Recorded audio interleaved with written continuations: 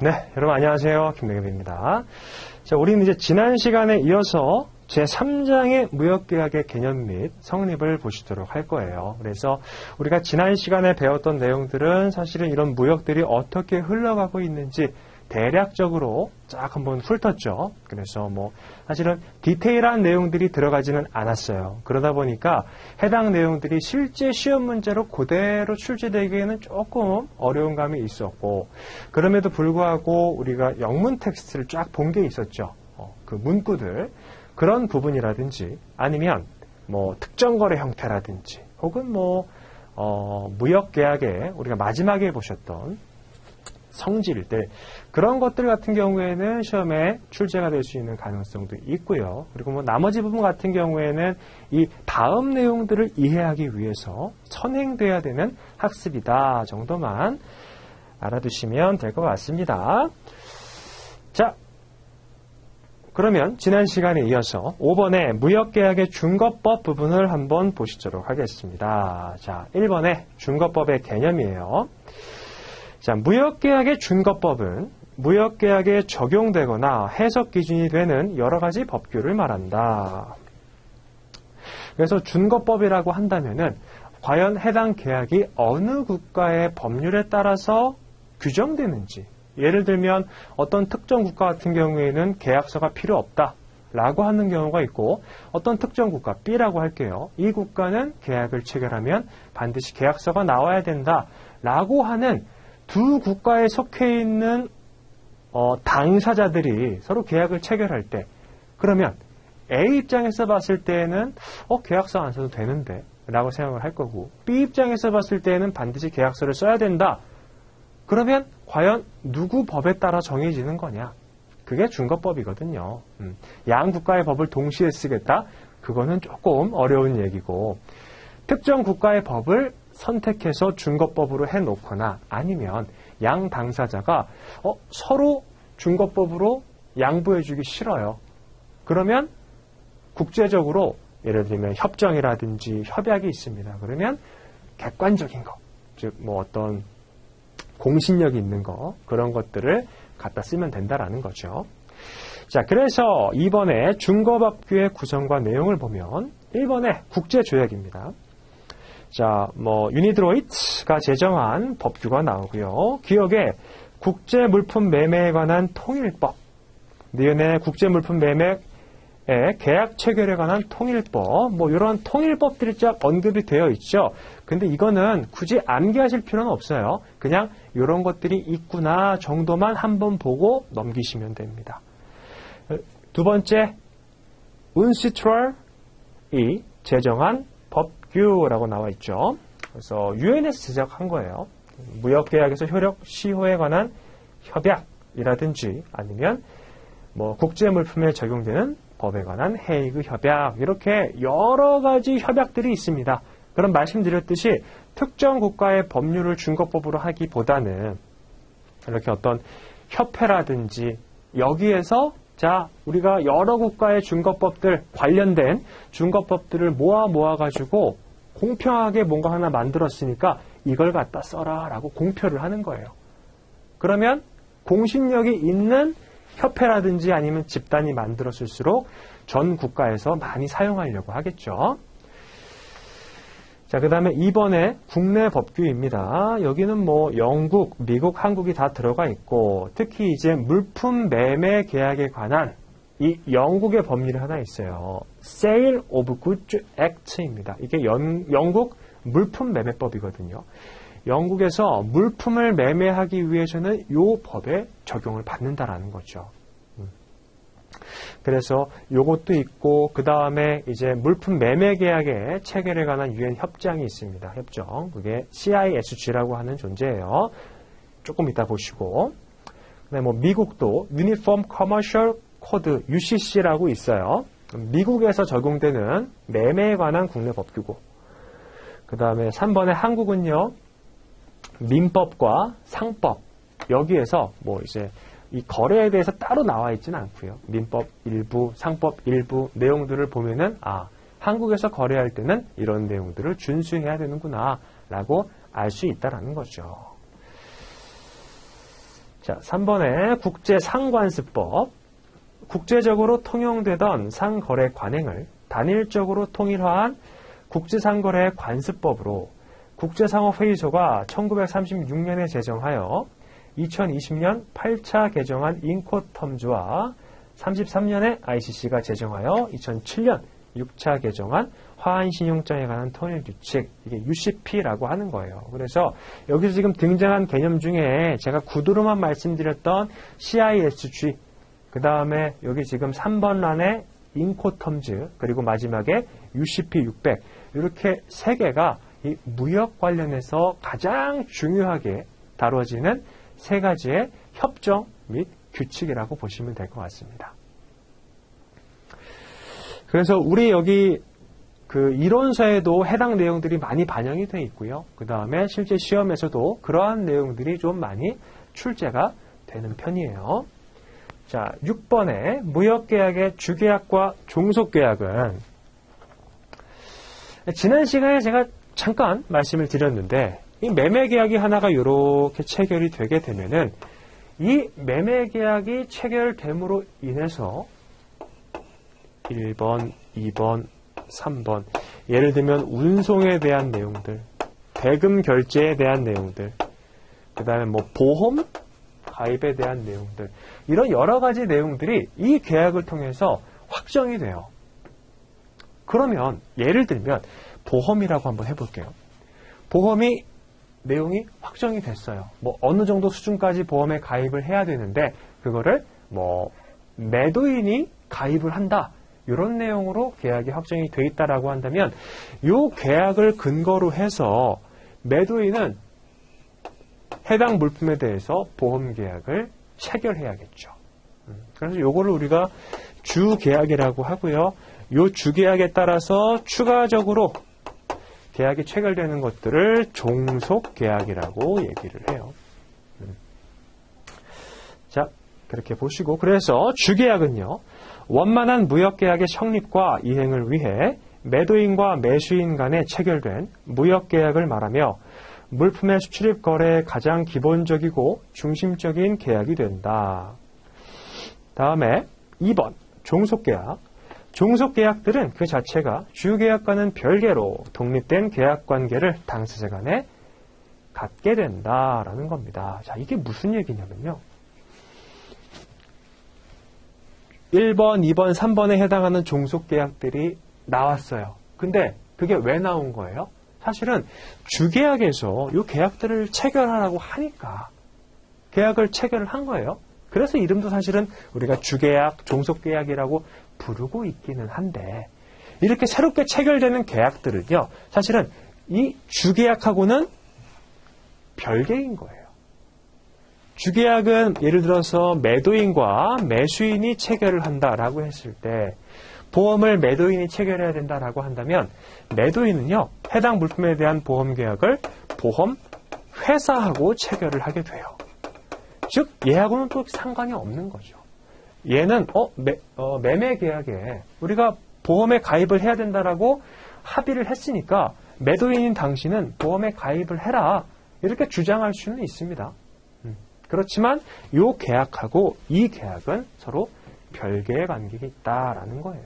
그래서 이걸 우리가 계약의 독립성이라고도 얘기를 해요. 자, 그럼 이제 종속계약의 종류를 한번 보도록 하겠습니다. 1번에 Contracts of Carriage, 운송계약. 운송계약의 내용은 매매계약서에 나타나는 정형거래 조건에 따라 결정이 된다. FCA, FOB, FAS 계약에서는 매수인이 CFR, CIF, CPT, CIP 계약에서는 매도인이 운송계약을 체결하고 운임을 부담하게 된다라는 거예요.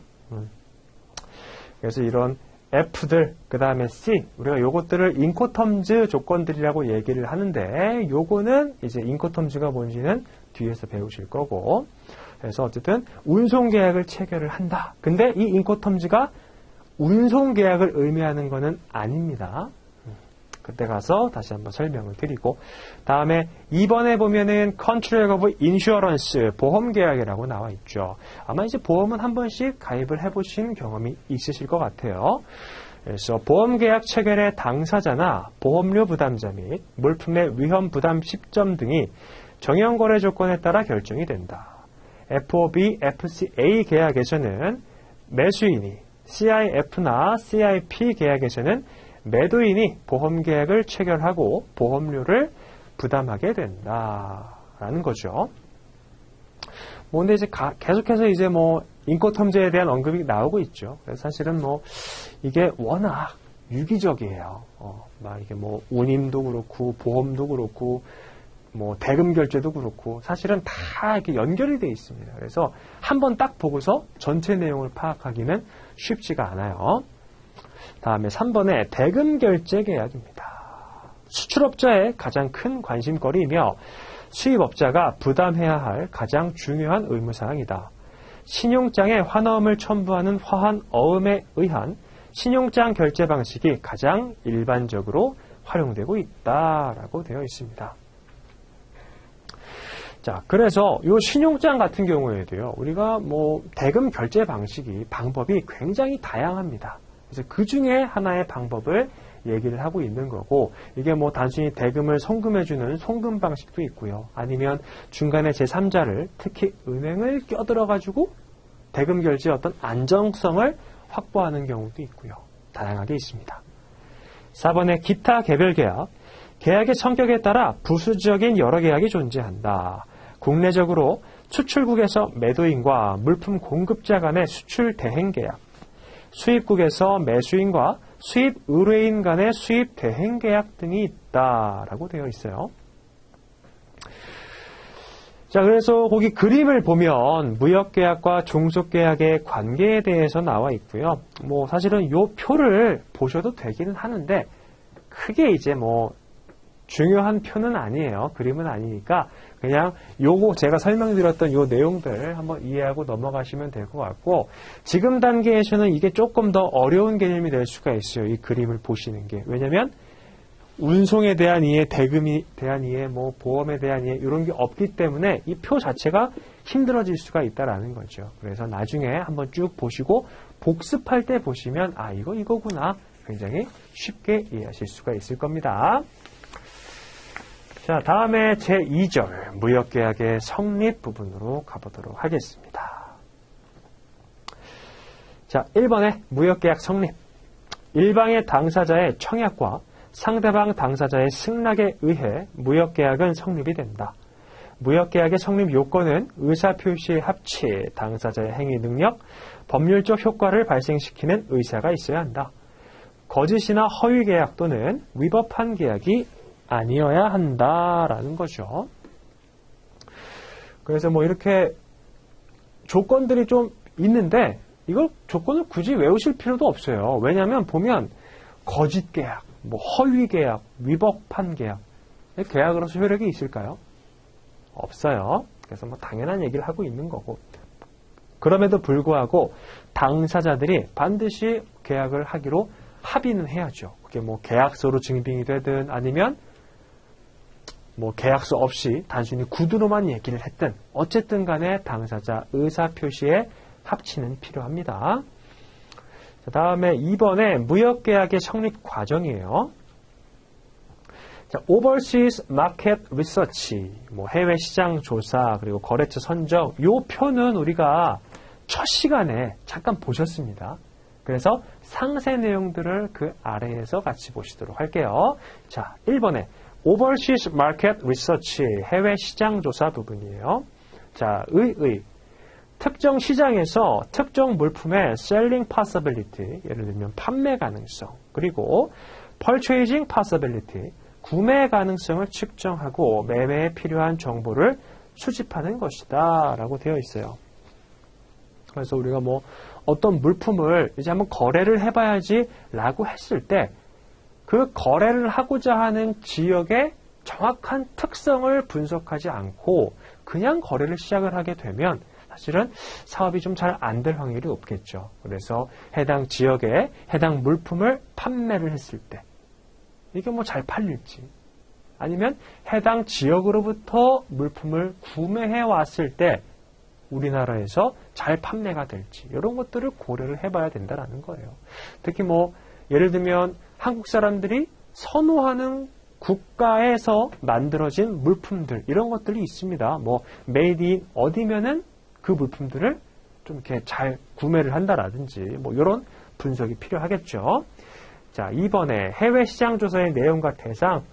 1번에 목적 시장의 전반적인 상황, 예를 들면 뭐 정치, 경제, 문화, 사회, 풍토, 기후, 언어, 이런 것들을 조사한다라는 거예요. 그래서 단순히 그냥 이제 뭐 이게 잘 판매가 될까, 물품에 대한 조사만 하는 게 아니고 해당 지역의 어떤 특색이라든지 뭐 기후라든지 그냥 전체적으로 다 분석을 하는 겁니다.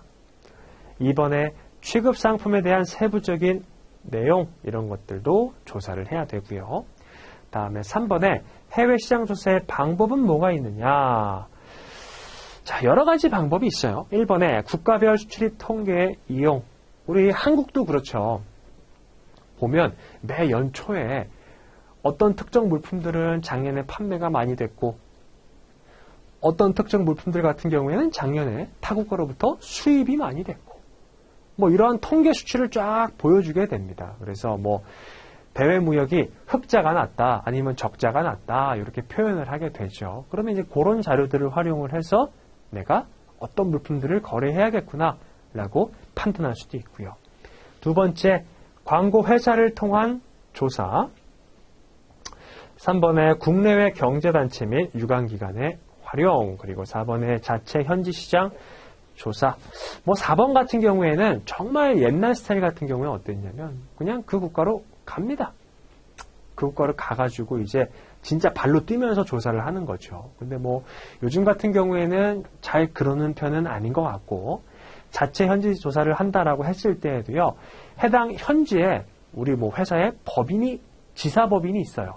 그럼 그 법인을 통해서 알아봐 달라라고 하는 경우도 있고, 이렇게 네트워크를 이용한 조사가 활발히 이루어지고 있죠. 다음에 5번에 사이트를 통한 정보조사라고 되어 있습니다. 그래서 뭐 이렇게 사이트, 요즘에 뭐 인터넷이 워낙 발달을 했기 때문에 사이트를 통해서 해당 업체의 어떤 정보라든지 혹은 해당 국가의 정보들, 이런 것들을 다 수집을 할 수가 있어요. 다만 좀 주의하실 사항은 뭐죠? 워낙 정보가 많다 보니까 잘못된 정보, 이런 것들도 이제 운이 안 좋으면은 걸리게 되는 거예요. 그래서 이제 완전히 반대로 이해하게 되는 경우도 있으니까 그런 부분들은 주의할 점이 되겠죠. 자, 다음에 2번에 prospective buyer, 거래처의 선정입니다. 자, 철저한 해외 시장 조사 결과 자사 상품의 시장성이 있는 유망한 목적 시장을 선정하면 다음 절차로 그 시장에서 구매 가능성이 있는 잠재 고객이나 유능한 거래처를 선정하여야 한다. 그래서 이렇게 거래처를 선정을 하게 되는데, 그러면 어떻게 선정을 하느냐? 1번에 트레이드 디렉토리, 무역업자 명부나 간행물, 그리고 전문 기관을 통한 선정, 이런 것들이 있어요. 자, 예를 들어서 한국에도요, 다른 국가에서 그 국가의 어떤 그 상업이라든지 이런 것들을 관리하는 국가 기관이 있죠. 그 기관이 한국에 이렇게 들어와 있어요. 왜 들어왔냐면 본인의 국가에 있는 물품을 수출하는 사람들 리스트를 쫙 갖고 들어오는 거예요. 그래가지고 어때요? 본인들이 직접 이제 연락을 하게 되는 거죠. 자, 우리가 예를 들어서 뭐 중국이라고 해볼게요. 자, 중국에 우리가 상공회의소인데, 우리 중국에서 이런 물품들을 거래하는 사람들의 명부가 있으니까 혹시 관심이 있으면은 우리한테 연락을 하면은 우리가 연결시켜 줄게 라고 얘기를 하는 거예요. 그러면 사실은 처음 무역 거래를 시작하는 사람 입장에서 봤을 때는 어느 정도는 좀 활용을 해볼 만도 해요. 자, 그 다음에 두 번째, 국내의 공공 및 유관기관 등을 통한 선저, 상공회의소라든지 한국도 있습니다. 대한상공회의소, WCA 체인 또는 수출입 관련 기관에 거래 알선 의뢰, 서큘러 레터를 발송하는 방법, 이런 것들이 있다라는 거죠. 다음에 3번에 직접 출장 및 각종 이벤트 등을 이용한다. 4번에 해외 광고나 기존 거래처 소개를 통한 선정, 그리고 5번에 인터넷과 전자수단을 통한 선정, 이렇게 쫙 나와 있어요. 그래서 어떤 걸 사용해도 괜찮기는 하지만 적어도 거래처 선정에 있어서는요, 사실 상대방이 굉장히 신뢰할 만한 사람이어야 해요. 그래서 그냥 인터넷으로 검색을 해서 연락을 하기보다는 이렇게 공인된 기관을 통해서 정보를 공식적으로 받는 게 추천됩니다. 왜냐하면 이제 물품 거래를 하다 보면은 가장 두려운 게, 수출자 입장에서 두려운 게 물품을 보내줬는데 돈을 못 받는 경우예요. 수입자 입장에서는 어떨까요? 돈을 먼저 보내줬는데 물품이 안 오는 경우가 되겠죠. 그런 경우들을 좀 방지하기 위해서 이렇게 공공기관으로부터 정보를 받는 것을 추천을 하고 있습니다.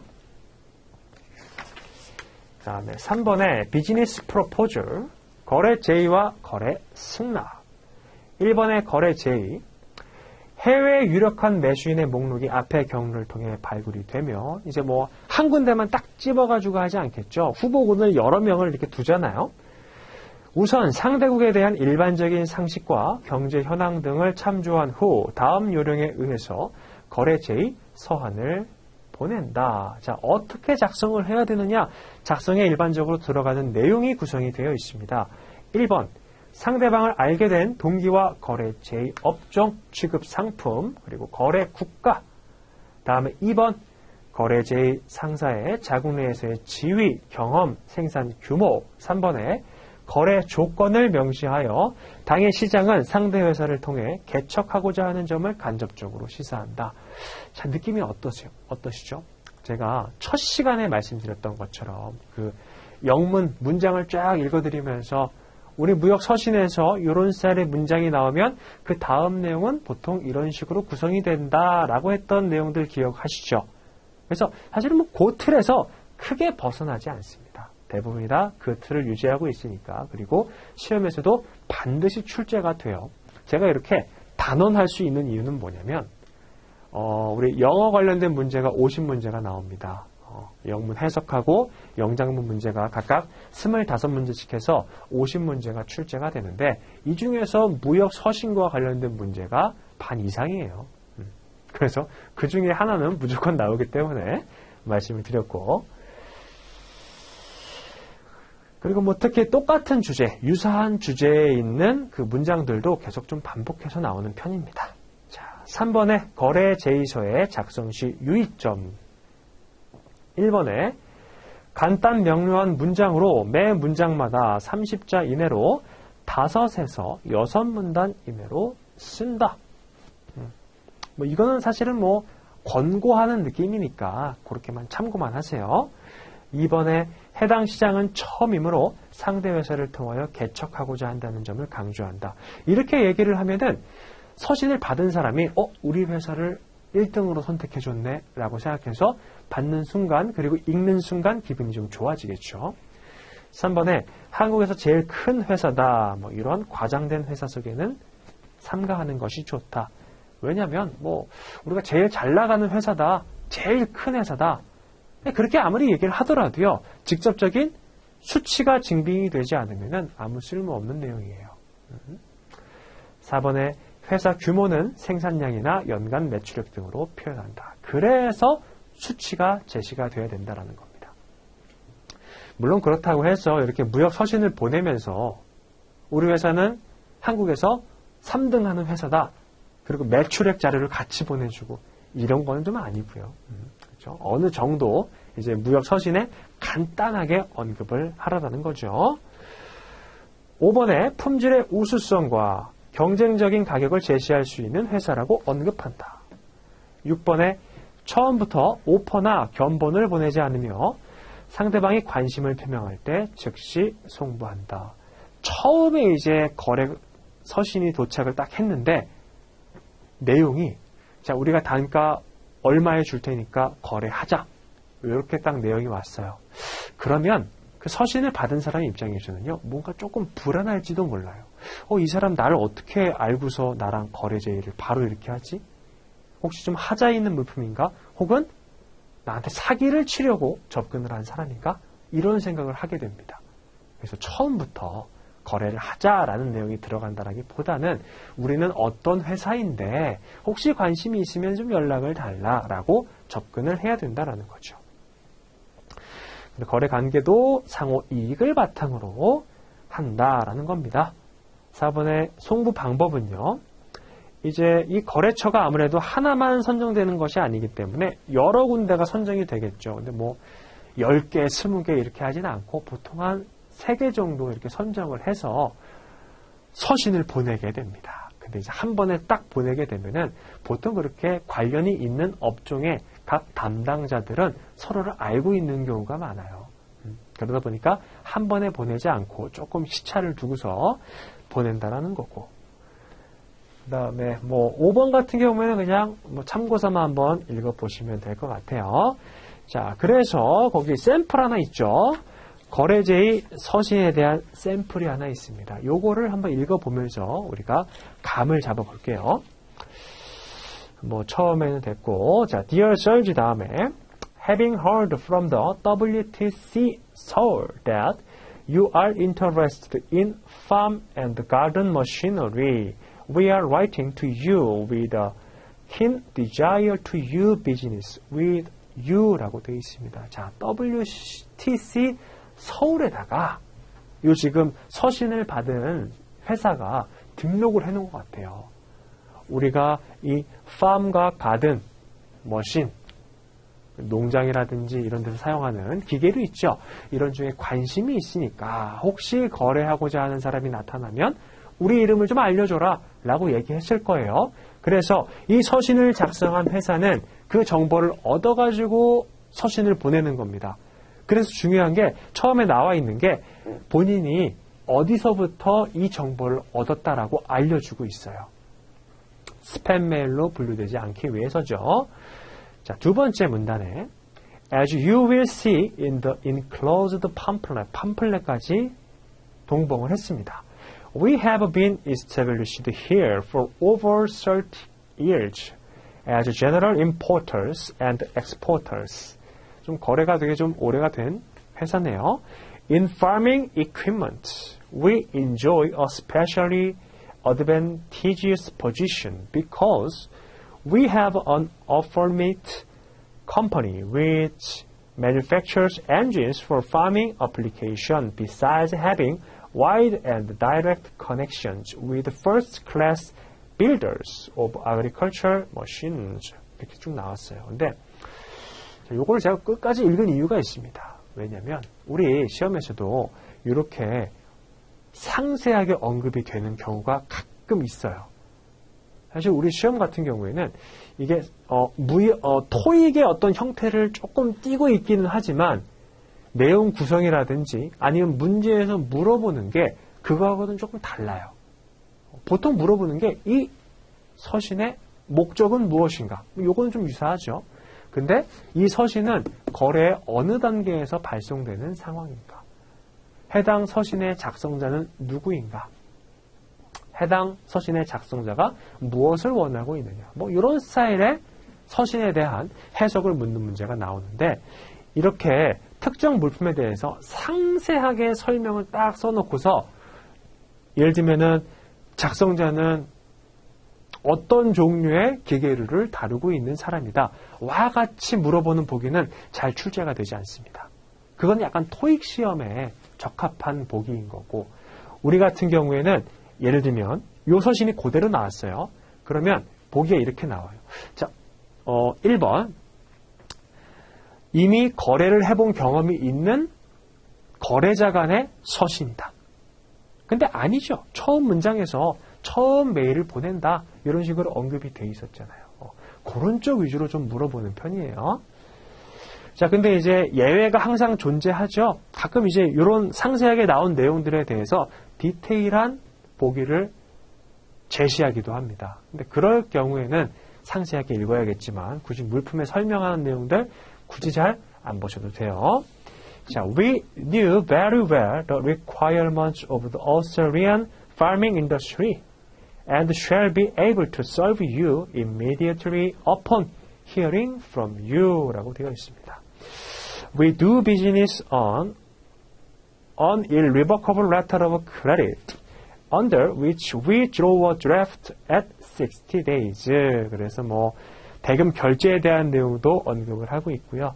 For any information as to our standing, please refer to the 한일 Bank and Korea Exchange Bank Head Office까지 언급을 하면서 마지막 문장에서 We look forward to와 같이 종결을 하고 있죠. 그래서 분량이 이 정도로 나오기는 좀 쉽지는 않아요. 물론 우리가 이제 해가 가면 갈수록 이 페이지가 이렇게 있잖아요. 물론 이제 우리는 지금은 다 CBT 컴퓨터 베이스드 테스트니까 문장이 되게 길게 나온 것처럼 보일 때가 있거든요. 이 서신 문제가. 사실은 해석을 해보다 보면은 그렇게 길지도 않아요. 한 4문장에서 5문장? 보통 이런 식으로 구성이 되어 있고, 정말 긴 것들은 예를 들면은 10문장까지 있을 수 있어요.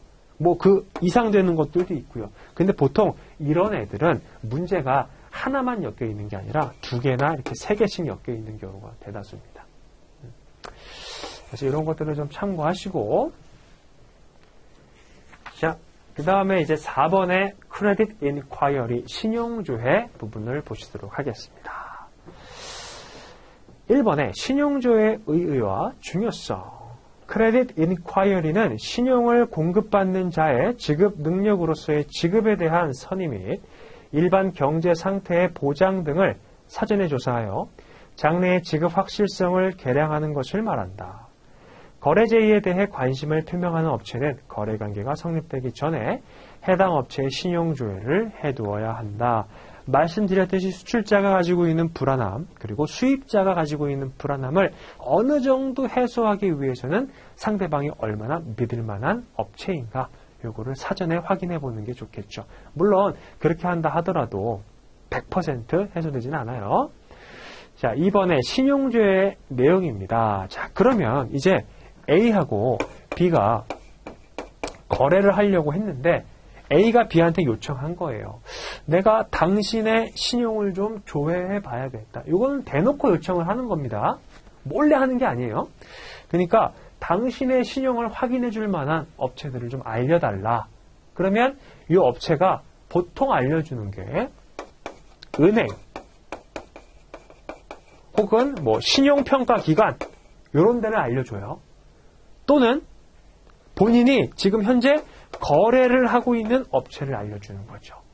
그러면 이 리스트를 받아가지고 A라는 사람은 연락을 해봅니다. 한 군데만 하든 아니면 전부 다 해보든 연락을 해서 내가 B한테 당신의 이름을 신용조회처로서 들었다. B는 어떠한 평판을 가지고 있는지 좀 알려달라. 이런 식으로 메일을 송부하게 된다는 겁니다. 그래서 신용조회에서 필수적으로 조사 내용에 포함되어야 하는 것으로 신뢰도 측정 요소로서의 3C가 있다라는 겁니다. 자, 1번 볼게요. 캐릭터, 거래의 성격이죠. 보면 personality, 업체의 개성이라든지 integrity, 성실성, reputation, 평판, attitude, toward business, 영업 태도, 이런 것들, 이행, 열의, 그래서 계약 이행에 대한 도의심에 관련된 내용이 주를 이룬다. 신용조회에서의 신뢰도 측정 요소 중에서 가장 중요한 것이다 라는 겁니다. 자, 2번의 capacity, 거래 능력이에요. 업체의 턴오버, 연간 매출액, 업체의 형태, 연혁, 아니면 커리어, 굿윌, 영업권 이런 것들이죠. 이런 영업 능력에 관한 내용들이 주를 이루고요. 다음에 3번의 캐피탈은 자본이에요. 예를 들면 재무 상태라든지 아니면 납입 자본금 이런 것들을 조회하는 걸 얘기를 합니다. 그래서 여기 2번에 지금 거래 능력에 턴오버, 연간 매출액이 들어가 있죠. 이거를 캐피탈에 포함되어 있는 것처럼 속이는 문제가 나올 수 있는 가능성이 높겠죠. 뭔가 금액적인 거, 수치적인 게 나오니까. 그래서 요거는 거래 능력 쪽하고 자본은 따로따로 구분해서 알고 계셔야 됩니다. 자, 그렇게 우리가 지금 3가지 C를 봤는데 기타 부분 볼게요. 3C 이외에 컨디션, 거래 조건, 그 다음에 collateral, 담보 능력, 3번에 currency, 거래 통화, 4번에 country, 소속 국가, 추가로 4가지가 나왔죠. 그래서 방금 1번부터 3번까지 보셨던 요거는 3C로 고정이 돼 있어요. 누가 이 신용조의 3C가 뭐냐라고 물어보면 요 3개가 정답입니다. 근데 4번의 기타에 나와 있는 요 4가지 있죠. 그거를 3C의 4가지 중에 2개를 포함해서 5CS라고 하고요.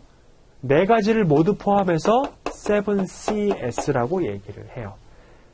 어떤 거를 선택해갖고 5C가 되고 이런 것들이 이제 교재마다, 이론서마다 다 다르게 들어가 있어요. 그래서 이게 뭔지는 아는 게 크게 의미가 없고 어쨌든 3C에서 이 4개 중에 2개를 합해가지고 5C, 4개를 다 합치면 7C다. 이렇게 보시면 되겠습니다.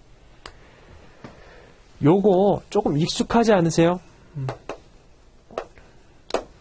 우리 무역서신 작성의 원칙 할 때도 5CS를 배우셨어요. 그래서 이 비슷비슷한 용어들이 자주 나오니까 구분해서 학습을 잘 해주시고요. 자, 3번에 신용조회 방법입니다. 뭐 현지 업자를 통한 동업자 조회, 아니면 은행 조회, 혹은 세계적으로 유명한 전문적 상업 흥신소를 통한 조회, 그리고 한국 같은 경우에는요, 코리아 트레이드 프로모션 코퍼레이션, 대한무역투자진흥공사라든지 아니면 한국수출보험공사 이런 곳들을 통해서 조회를 한다라고 보시면 되겠습니다. 5번에 Trade Inquiry and Replies, 상품 조회와 회신. 우리 무역 서신에 가장 많이 등장하는 유형이 조금 전에 보셨던 4번의 신용 조회하고 5번의 상품 조회와 회신이에요. 그래서 이거 무역 서신인가 하고 쭉 읽어보면은 거의 뭐 90%까지는 아니고 한 60% 정도는 이 2가지 케이스에 걸리는 그런 느낌이긴 합니다. 물론 조금 더 떨어지기는 해요. 근데 조금 과장해서 말씀드렸고 그만큼 중요하다라는 거죠. 자, 1번에 상품 조회의 의의와 방법. 4번에서는 그 업체의 신용 상태에 대해서 조사를 했어요. 근데 5번은 뭐예요? 물품, 거래하는 그 상품에 대해서 조회하는 겁니다. 상품 조회는 수입업자 측에서 수입하려는 상품에 대한 구체적인 매매 조건에 관한 문의를 의미하며 수출업자 측에서 판매 권유 또는 판매 조건을 제시하는 서한은 Sales Letter, 판매 권유 서한 또는 Circular Letter, 거래 권유서라고 합니다. 일반적으로 상품 조회는 Letter of Inquiry, 조회서나 전신으로 행하는 것이 일반적이다라는 거죠. 2번의 상품 조회의 주요 내용, 예를 들면 그 물품 자체에 대해서 궁금해하는 경우도 있겠고 아니면 이 물품을 어떻게 포장해서 우리한테 보내줄 거냐 뭐 이런 내용들도 있겠죠. 그래서 1번에 거래 상품에 대한 price and quantity, 가격, 수량 이런 것들이 사실 제일 궁금하긴 할 겁니다. 그 다음에 패킹, 포장 방법, time of shipment, 물품을 언제 배에다가 선적해 줄 건지, payment terms, 대금 결제 방법, insurance, 보험 조건 뭐 이런 것들을 물어보기도 하고요. 2번에 가격표나 아니면 카탈로그 그리고 견본의 발송을 요구한다. 아무래도 물품을 실제로 한번 봐야지 거래할 수 있겠다 싶은 경우에는 이렇게 견본을 달라고 하는 경우가 있겠죠. 근데 견본을 제공하기 여의치 않은 경우다라고 했을 때에는 그 물품에 대한 상세 설명이 들어가 있는 카탈로그 이런 것들도 받을 수가 있을 것 같아요. 다음에 3번에 예비적으로 매매 계약 조건을 알아보려는 경우도 있고요. 4번에 구체적인 오퍼의 발행을 요청하는 것을 내용으로 하기도 합니다. 자, 그렇게 해서 이제 뭐 해외 뭐 여러 과정을 거쳐가지고 물품 선정하고 그 다음에 거래처 선정을 하고 뭐 여러 가지 작업을 했죠. 그래서 이제 정해졌어요. 아, 저 사람이랑 거래를 해야겠구나. 그럼 어떻게 하는 거예요, 이제? 거래를 하자라고 제안을 하는 거죠. 그게 6번의 오퍼 또는 오더, 주문입니다. 자, 1번의 오퍼, 청약이에요. 1번, 수출업자가 수입업자에게 특정 물품을 어떤 가격에 얼마만큼 어떠한 인도 조건과 결제 조건으로 판매하겠다는 의사표시를 제시하는 행위이다. 자, 물론 지금 여기에서 여기는 청약을 얘기를 하면서 수출자가 수입자한테 어느 조건으로 거래를 하자라고 보내는 거, 요 제시를 청약이라고 하기는 했어요. 근데 엄밀히 얘기하면요, 이 청약 같은 경우에는 일반적으로 수출자가 많이 수입자에게 보내기는 합니다. 근데 수입자도 수출자한테 청약을 보낼 수는 있어요. 왜냐하면 이 청약 자체의 정의가 거래를 체결하고자 하는 제안이에요. 그러면 수출자가 수입자한테 보내는 거, 내가 물건 팔 테니까 사라 라고 제의를 보내는 경우하고, 수입자가 수출자한테 내가 물건을 살 테니까 나한테 좀 팔아라 라고 보내는 거, 둘 다 청약이라고 볼 수 있다라는 거죠. 근데 여기는 지금 오퍼하고 오더를 나눠놨어요. 그래서 수출자가 보낸다라고 해놓은 거예요. 참고하시고. 2번에 오퍼가 피청약자에 의해서 승낙이 되면 이 청약을 받은 사람을 피청약자라고 합니다. 그러면 청약을 보낸 사람은 뭐라고 할까요? 청약자라고 얘기하겠죠. 사법상의 법률관계가 형성되어 매매계약이 성립이 되고 효력은 이때부터 진행되며 법률상 written contract, 서면계약서의 효력을 갖게 된다. 이제 그게 공식적으로 남아있는 거예요. 그래서 나중에 딴소리를 못하죠. 적혀 있으니까. 자, 다음에 2번의 오더, 주문입니다. 자, 그럼 주문을 한번 생각을 해볼까요? 수출자가 수입자한테 주문을 넣는다? 이런 표현 쓸 수 있을까요? 없을까요? 안 되죠. 물건을 가지고 있는 사람한테 하는 게 주문이잖아요. 그래서 1번에 매수인이 구매하려는 물품의 내역과 거래 조건을 명기하여 구매 의사를 밝히는 것이므로 buying offer와 동일한 성격을 가진다. 그래서 뭐 여기도 언급이 되어 있지만 오퍼의 종류에는 selling offer, 수출자가 혹은 매도인이 하는 셀링 오퍼하고 매수인, 즉 수입자가 하는 바잉 오퍼, 이렇게 두 가지 개념이 있어요. 그래서 이 바잉 오퍼가 오더입니다. 주문. 이번에 주문에는 오퍼의 경우처럼 무역계약의 기본 조건, 즉 품질, 수량, 가격, 선적, 결제, 보험, 포장 등의 거래 조건이 기재되어야 한다. 3번의 주문서의 형식, letter order, 서신 주문. 주문서는 보통 일반 서신문 형식을 취한다. 그 다음에 두 번째, cable order, 전신 주문이죠. 일정한 양식을 구비하여 그 안에 필요한 주문사항을 기입한 후 이를 본문과 함께 송부하는 방식이고요. 그래서 케이블 같은 경우에는 쉽게 이해하기 위해서 우리가 뭐 컴퓨터로 보낸다, 온라인 방식으로 보낸다, 이렇게 생각하시면 될 것 같아요. 그래서 오더 폼을 활용하는 것이 일반적이고요. 그 다음에 7번에 카운터 오퍼에 대한 개념이 나왔어요. 이 카운터 오퍼는 뭐냐면 셀링 오퍼라는 가정하에, 자, 매도인이 매수인한테 이렇게 거래를 하자라고 청약을 보냈습니다.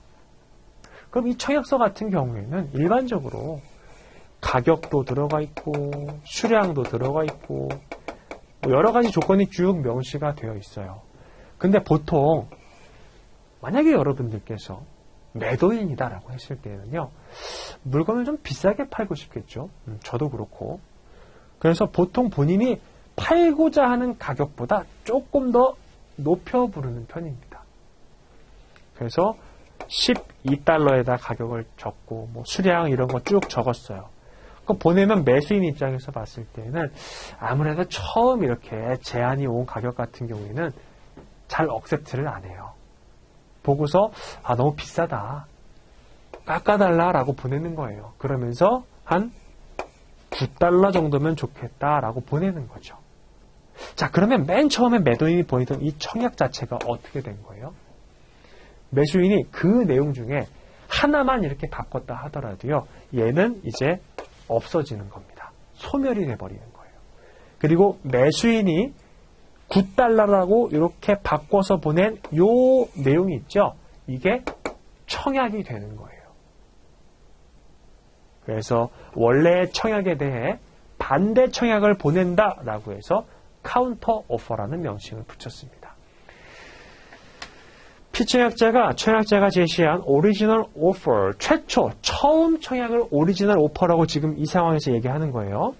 내용 중 일부를 수정하여 반대로 오퍼를 제시하게 되는 바, 이를 카운터 오퍼, 반대 오퍼라고 한다. 반대 청약은 원 청약의 거절이며 새로운 청약의 성격을 가지게 되는 거죠. 자, 그렇게 보시고 이 그림도 제가 이제 뒤에서 조금 더 쉽게 한번 설명을 드릴게요. 자, 그 다음에 8번 보겠습니다.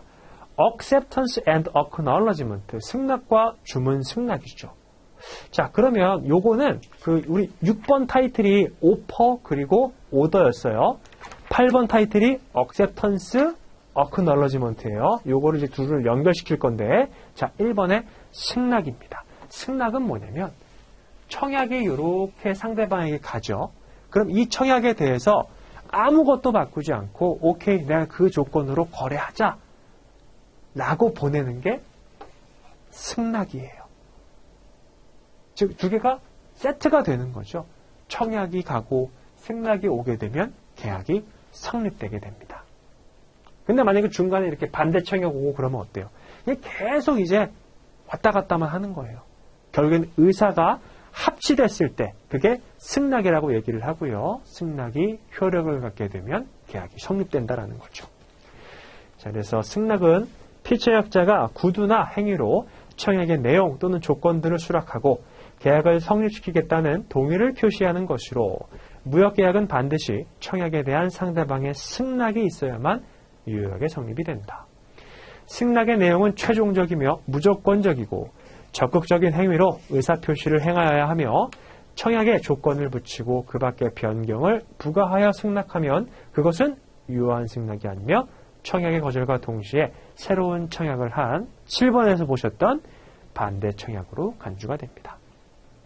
그 다음에 2번에 Acknowledgement of Order, 주문 승낙이죠. 자, 그러면 우리 아까 6번에서 봤던 이 오퍼는 뭐하고 연결이 돼요?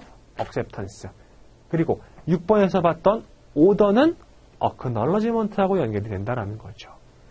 매수인이 제시한 주문을 매도인이 승낙하여 승낙의 표시로 주문 승낙서에는 매수인이 제시한 주문을 매도인이 승낙하여 승낙의 표시, 즉 매약서를 송부하는 행위이다. 이걸 우리가 세일즈 노트라고 얘기를 합니다.